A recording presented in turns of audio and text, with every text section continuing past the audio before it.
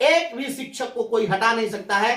अगर किसी शिक्षक को हटाने की साजिश हुई तो ईंट से ईंट बजा देंगे। देश किसी के बाप का नहीं है। हमारे बीच हैं परिवर्तनकारी प्रारंभिक शिक्षक संघ के प्रदेश अध्यक्ष ब्रजवासी जी और इनके साथ हैं लखनलाल निषाद जी। बहुत बहुत स्वागत है। सर, नियोजित शिक्षकों को राज्यकर्मी बनाने के लिए एक सक्षमता परीक्षा होगी, इसमें 3 अवसर दिए जाएंगे और इसमें पास नहीं करने वाले नियोजित शिक्षकों को हटा दिया जाएगा। इस पर आप क्या कर रहे हैं? आपकी प्रतिक्रिया क्या है? महज एक अनुशंसा है। यह अनुशंसा कैबिनेट में जाना है और सरकार को इस पर निर्णय लेना है। यह कमेटी कोई सरकार नहीं है। हमारे तमाम शिक्षक साथी आश्वस्त रहिए, यह कमेटी की जो अनुशंसा है यह कोई सरकार का निर्णय नहीं है, यह कमेटी की एक अनुशंसा है। ये लोग कह रहे हैं कि ऐसा कर दीजिए, लेकिन सरकार में जाने से पहले, सरकार को कोई निर्णय लेने से पहले विधि विभाग में कोई फाइल जाता है ना, तो विधि विभाग से होकर कहीं कोई फाइल कैबिनेट में जाएगा तो विधि विभाग इस पर निर्णय करेगा ना कि आप इसको कैसे हटा सकते हैं या नहीं हटा सकते हैं। किसी को भी इस देश के अंदर में इतनी शक्ति प्राप्त नहीं है कि एक बार कोई भी कर्मचारी 60 वर्ष के लिए बहाल हो गया तो उसको बीच में हटा दीजिए। इसलिए कोई भी कर्मचारी अच्छा, ऐसा भी ये भी सोचने की बात है, अभी नियोजित शिक्षक किसके कर्मचारी? तो नियोजित शिक्षक स्थानीय निकाय के कर्मचारी हैं, लोकल बॉडीज हैं। और लोकल बॉडी जो है यह ऑटोनोमस है, यह स्वायत्त है, इसकी स्वायत्तता है, इसकी ऑटोनॉमी है और इसको कोई भी व्यक्ति डायरेक्ट नहीं कर सकता है। हम जो कर्मचारी हैं वह कर्मचारी स्थानीय निकाय के हैं और उसको हटाने का अनुशंसा कौन कर रहा है? तो शिक्षा विभाग। ये रेलवे के कर्मचारी को डाक विभाग का प्रधान सचिव कहेगा हटा दीजिए, तो चलने वाला है? कौन कानून में भाई? इसलिए ये सब चलने वाली बात नहीं है। एक भी नियोजित शिक्षक को 60 वर्ष की सेवा पूर्ण करने के पूर्व हटाने की ताकत किसी में नहीं है। और इस प्रकार से जो कुछ भी किया जा रहा है यह जानबूझकर शिक्षकों को में दहशत पैदा करने के लिए, एक मानसिक दबाव बनाने के लिए या मनोवैज्ञानिक दबाव बनाने का, यह प्रेशर पॉलिटिक्स है, इसके अलावा कुछ नहीं है। कोई भी शिक्षक नहीं। सरकार नियोजित शिक्षकों को राज्यकर्मी का दर्जा देना चाहती है, इसके लिए एक साधारण परीक्षा लेना चाहती है। परीक्षा में पास होने पर राज्यकर्मी का दर्जा मिल जाएगा। फिर नियोजित शिक्षक परीक्षा का बहिष्कार क्यों कर रहे हैं? यही बात नहीं समझ पा रहे लोग, या सरकार नहीं समझ पा रही है, या जानबूझ करके ये सब षड्यंत्र किया जा रहा है। सक्षमता परीक्षा, आखिर शिक्षकों की जो आपत्ति है वह यह आपत्ति है कि सक्षमता परीक्षा क्यों, बार बार यह परीक्षा क्यों? अब जो सरकार है, वर्तमान में जो सरकार बनी है, हालांकि अभी फ्लोर टेस्ट होना बाकी है, लेकिन अभी जो सरकार बनी है इस सरकार में भारतीय जनता पार्टी भी अब शामिल हो गई है। इस सरकार में अब एनडीए की सरकार बन गई।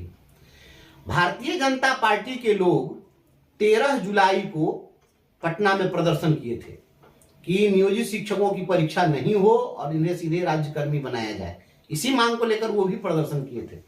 और प्रदर्शन ही नहीं किए थे, इसमें जितने भी भारतीय जनता पार्टी के नेता हैं, बिहार के जो बड़े बड़े नेता हैं, सभी लोग बुरी तरह से लाठी खाए थे। इसी सरकार के मुखिया उस समय मुख्यमंत्री नीतीश कुमार जी थे और वर्तमान में भी वही हैं। और लाठी खाए सिग्रीवाल साहब, माननीय सांसद का कपार फाड़ दिया गया, पुलिस के द्वारा लहूलुहान हो गए। सभी लोगों को एकदम मकई की तरह थुड़ा गया पुलिस के द्वारा।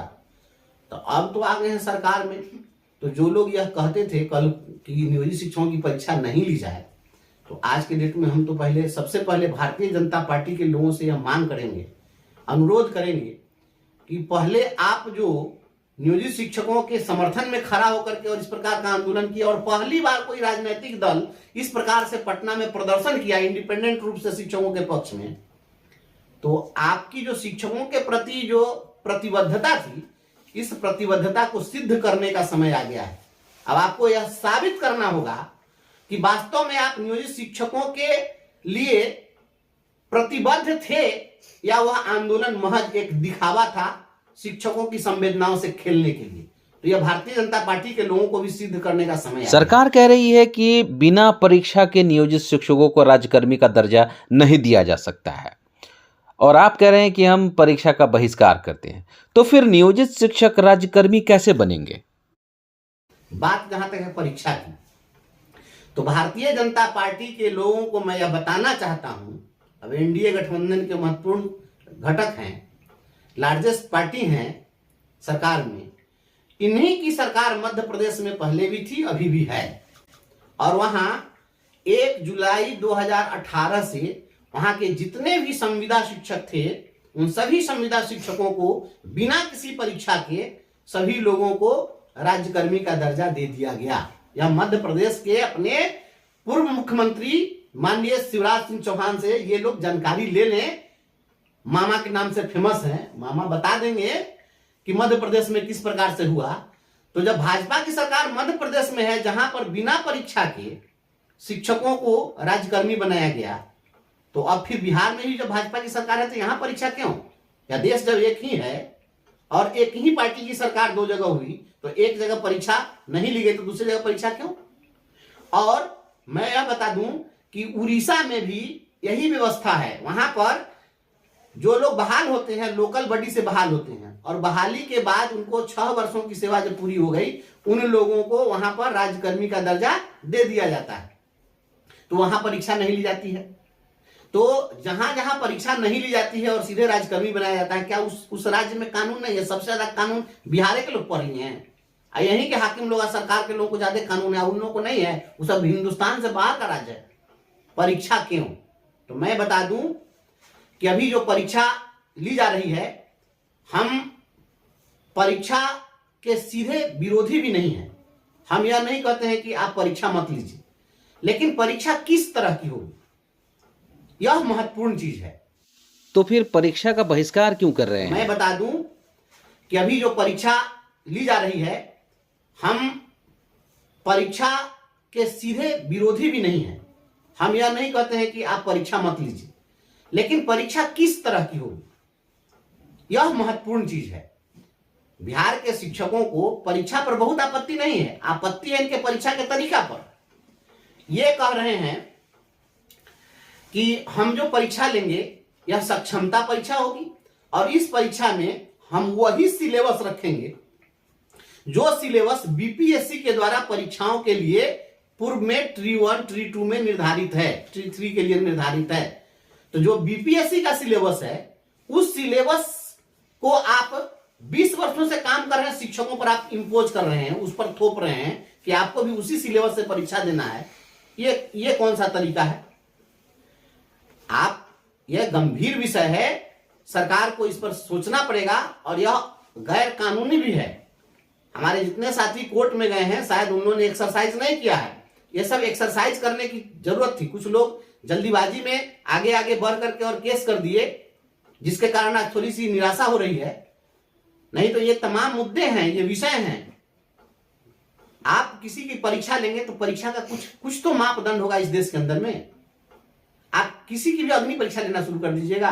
अब शिक्षक है तो उसको कहिएगा कि आप कल से राइफल चलाना नहीं जानते हैं तो आपको हम हटा देंगे। अब शिक्षक है तो कह दीजिएगा कि नहीं, आप तो नेशन बिल्डर हैं, आप तो पूरे देश का निर्माण करते हैं, तो कल से आप राजमिस्त्री के काम करिए, नहीं आता था आपको सूटा, अब करनी वसूली नहीं पकड़ना था, आपको हटा दिया जाएगा। आपत्ति इस बात पर है।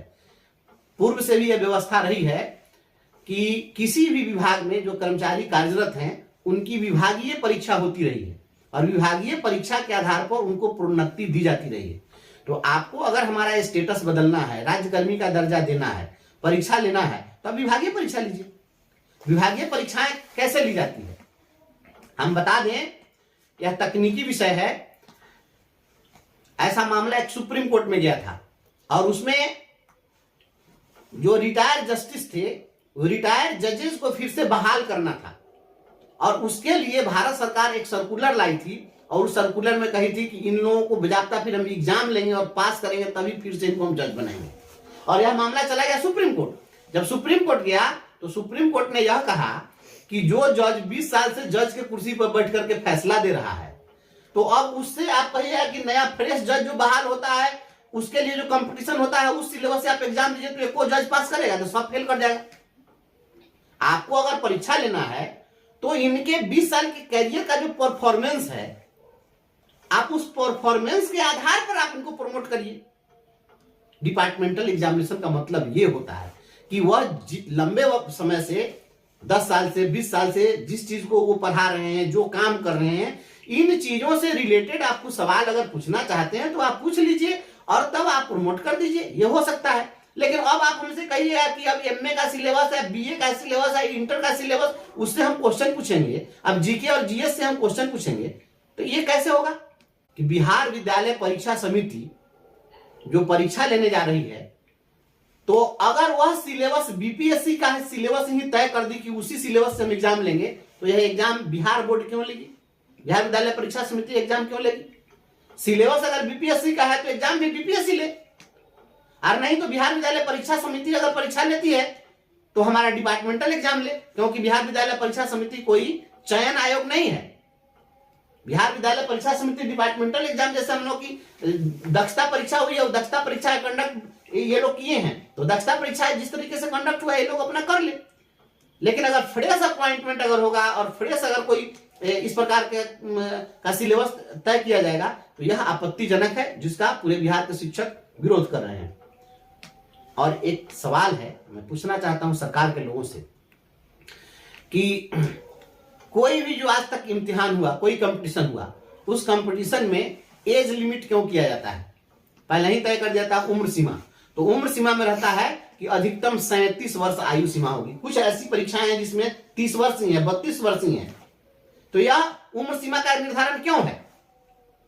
यह उम्र सीमा का निर्धारण इसलिए है क्योंकि यह सरकार, यह जो व्यवस्था है वह इस बात से सहमत है, इस बात को मानती है और जानती है, यह व्यवस्था, यह सरकार, सिस्टम के लोग जानते हैं इस बात को कि 40 वर्ष की अधिकतम जिनकी आयु सीमा हो गई, वह 40 वर्ष की उम्र सीमा के बाद लोग उस परीक्षा को देने के लायक नहीं रह जाते हैं। उनकी मानसिक क्षमता, शारीरिक क्षमता, उनकी अवस्था उस परीक्षा को फेस करने के लायक नहीं रह जाती है। तो अगर 40 वर्ष और 37 वर्ष के उम्र के बाद कोई व्यक्ति जनरल कंपटीशन देने के लायक सक्षम नहीं है, नहीं रह जाता है, तो फिर जो 58 साल की उम्र में जो 2 साल के बाद रिटायर करने वाला है, वह व्यक्ति फिर ये बीपीएससी के सिलेबस के हिसाब से परीक्षा कैसे दे सकता है? यह मेरा लॉजिकल सवाल है। इस सवाल का जवाब किसी के पास है तो दे, अगर इस सवाल का जवाब किसी के पास है तो वो दे, हम परीक्षा देने के लिए तैयार हैं। और क्या आज जितने भी लोग यूपीएससी में जो आईएएस बने हुए हैं, इन लोगों को पहले ये लोग आईएएस थे, ये लोग बहाल हुए तो पहले एसडीओ की ट्रेनिंग लिए होंगे, डीडीसी की ट्रेनिंग लिए होंगे, फिर डीएम की ट्रेनिंग लिए होंगे, फिर डायरेक्टर बने, सेक्रेटरी बने, अपर मुख्य सचिव बने, अब मुख्य सचिव बनेंगे, तो इन लोगों को हर स्टेप पर एक एक एग्जाम ले लिया जाए, वही यूपीएससी वाला सिलेबस से पास करेंगे क्या ये लोग? अगर ये लोग खुद पास कर सकते हैं यूपीएससी, तो यूपीएससी के एग्जामिनेशन में बैठ जाएं और ये लोग फिर से यूपीएससी पास करके दिखा दें, कोई दिक्कत नहीं है। माननीय उच्च न्यायालय ने, माननीय सर्वोच्च न्यायालय ने इस तरह के परीक्षाओं की व्यवस्था पर रोक लगा रखी है, उसको स्ट्रक डाउन पूर्व में भी किया है, इसलिए यह परीक्षा निश्चित रूप से यह परीक्षा भी स्ट्रक डाउन होगा। लेकिन इसको थोड़ा सा टेक्निकली कोर्ट में लड़ने की जरूरत थी, है और होगी। और एक और सवाल है, आप विज्ञापन जारी कर रहे हैं कब? 26 जनवरी को, और विज्ञापन 26 जनवरी को जारी कर रहे हैं और एग्जाम लेने कब? 26 तारीख से। आप मात्र और 15 तारीख तक फॉर्म भरवा रहे हैं, तो 15 तारीख तक फॉर्म भर रहा है, 15 तारीख को फॉर्म भरा और एक सप्ताह के बाद एग्जामिनेशन स्टार्ट। सिलेबस क्या है? तो बीपीएससी का। अब बीपीएससी का सिलेबस इतना दिन में पूरा पन्ना भी पलट पाएगा कोई साहब लोग? अगर दे दिया जाए कि एक सप्ताह में आपको ये पूरा सिलेबस पर, आप कालिदास हैं लोग, काली माता का वरदान मिला हुआ है कि लोग रात भर में किताब पलटेगा, विद्वान हो जाएगा, और बीपीएससी का सिलेबस है। इस तरह की जो परीक्षा है, यह बिहार के शिक्षकों को नीचा दिखाने के लिए, इनको प्रताड़ित करने के लिए इस तरह की व्यवस्था की जा रही है। निश्चित रूप से इस पर थोड़ी सी तकनीकी जानकारी की कमी के कारण इस प्रकार से कोर्ट में हुआ है, लेकिन इसका भी रास्ता निकलेगा। हम लोग इसके लिए प्रयास कर रहे हैं और अभी सभी संगठन के लोग एकजुट हुए हैं, तो सभी लोग इसमें भरोसा रखिए और थोड़ा सा इंतजार करिए। इस पर हम लोग पहल कर रहे हैं और सभी लोगों का साथ सहयोग रहेगा तो निश्चित रूप से इसमें सफलता मिलेगी। इस परीक्षा को हम लोग रोक लगवाएंगे। 4 टर्म है, घबराने की जरूरत नहीं है। परीक्षा होगी तो देखा जाएगा। दक्षता परीक्षा हुई, फिर उसमें लोग पास किए कि नहीं किए, उसमें पास किए। कुछ लोग जो असफल हुए दोबारा पास किए, उसमें भी कुछ असफल हुए तो तिबारे पास हुए। सभी लोगों का रास्ता निकलेगा। एक भी शिक्षक को कोई हटा नहीं सकता है। अगर किसी शिक्षक को हटाने की साजिश हुई तो ईंट से ईंट बजा देंगे। देश किसी के बाप का नहीं है। यहाँ के हवा, यहाँ के रोशनी, यहाँ के संसाधन, यहाँ के अपॉर्चुनिटी, जितने भी चीज है सभी पर हर व्यक्ति का समान अधिकार है। यह नहीं है कि कोई एक व्यक्ति सत्ता की मलाई मारता रहेगा और दूसरा कोई यहां पर गुलाम की जिंदगी है। शिक्षक है, हम कोई गुलाम नहीं है। और इस तरीके से जो किया जा रहा है, हर चीज पर हम लोग निगाह बनाए हुए हैं। अभी पूर्व में अभी एक मामला आया था जिसमें हाईकोर्ट ने कहा ना कि ये सनकी भरा आदेश है। जरा उस शब्द की व्याख्या कर लीजिए ना कि किस प्रकार से कोर्ट ने टिप्पणी की है। तो आप सक्षम है तो आप सोच रहे हैं कि हम शिक्षकों को प्रताड़ित करेंगे, तो यह नहीं चलेगा। बिहार के शिक्षक भी एकजुट हो गए हैं। निश्चित रूप से इसका खामियाजा भुगतना पड़ेगा, नहीं तो ऐसा निर्णय वापस लेना होगा। शीघ्र ही हम लोग जो शीर्षस्थ नेता हैं, मंत्री हैं, सभी लोगों से हम लोग मिलने की योजना बनाए हैं, सभी से संपर्क कर रहे हैं और सभी लोगों को इन तमाम हम तथ्यात्मक चीजों को और इसके साक्ष्य के साथ सभी लोगों को हम कॉपी देंगे और सभी लोगों को हम बताएंगे कि नियम यह है, कानून यह है। अगर इन लोगों को नियम कानून की जानकारी नहीं है, देश के संविधान की जानकारी नहीं है, सुप्रीम कोर्ट हाई कोर्ट के पूर्व के फैसलों की जानकारी नहीं है, सब चीज हम इनको उपलब्ध कराएंगे। बिहार के शिक्षक, आप तमाम साथी निश्चिंत रहिए, हम हर पहलू पर अपनी पैनी निगाह बनाए हुए हैं। मैं ज्यादा कुछ बोलना नहीं चाहता हूं, इसलिए कि हम लोग को क्या करना है, हर चीज सार्वजनिक नहीं करना चाहिए और हर बात ज्यादा शेयर कर देने से, ज्यादा मीडिया में दे देने से हमें सफलता नहीं मिलेगी। थोड़ा सा परिस्थिति को भांपते हुए उसके हिसाब से हम लोग को काम करना चाहिए। ये तमाम साथियों से आग्रह करते हुए बहुत बहुत धन्यवाद।